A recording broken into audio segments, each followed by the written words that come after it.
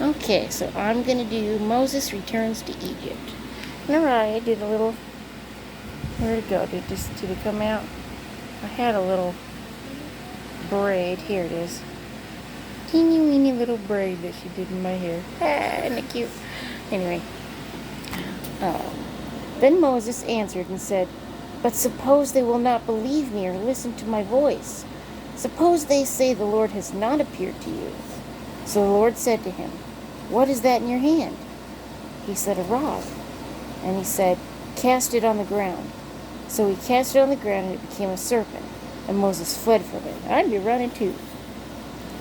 Then the Lord said to Moses, "Reach out your hand and take it by the tail." Remember when God told Moses to put the staff in his hand on the ground and turn into a snake?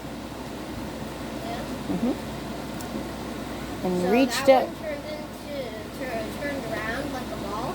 No, it turned into a snake. It did?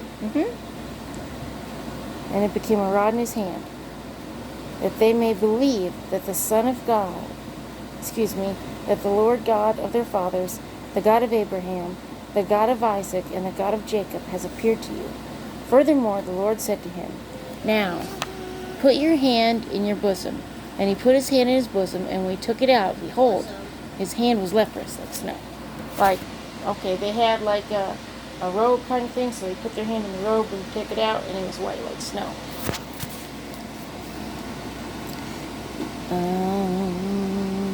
Where am I? And he said, "Put your hand in your bosom again." So he put his hand in his bosom again, and drew it out of his bosom, and behold, it was restored like his other flesh. Then it will be, if they do not believe you, nor heed the message of the first sign, that they may believe the message of the latter sign. God always gives us signs. Over and over again he does.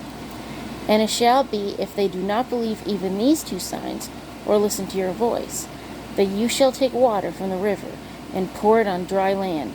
The water which you take from the river will become blood on the dry land. Then Moses said to the Lord, "O my Lord, I am not eloquent, neither before nor since you have spoken to your servant, but I am slow of speech and slow of tongue." So the Lord said to him, "Who has made man's mouth? Or who makes the mute, the deaf, the seeing, or the blind? Have not I, the Lord? Now therefore go, and I will be with your mouth, and teach you what you shall say." But he said, "O my Lord, please send by the hand of whomever else you may send." He didn't want to be sent. He wanted somebody else. So the anger of the Lord was kindled against Moses, and he said, "Is not Aaron the Levite your brother? I know that he can speak well. And look, he is also coming out to meet you. When he sees you, he will be glad in his heart." See, God's taken away all his excuses. "Now you shall speak to him and put the words in his mouth, and I will be with your mouth and with his mouth, and I will teach you what you shall do. So he shall be your spokesman to the people, and he himself shall be as a mouth for you, and you shall be to him as God. And you shall take this rod in your hand, with which you shall do the signs."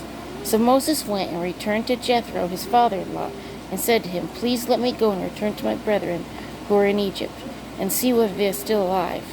And Jethro said to Moses, "Go in peace."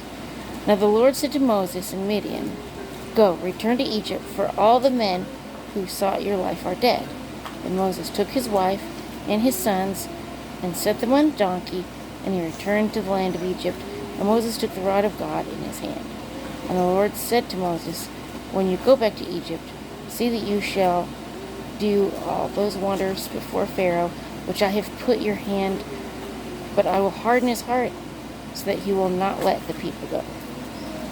Then you shall say to Pharaoh, 'Thus says the Lord, Israel is my son, my firstborn. So I say to you, let my son go, that he may serve me. But if you refuse to let him go, indeed, I will kill your son, your firstborn.'" And it came to pass on the way. So God knew back then that he was going to have to do what he had to do.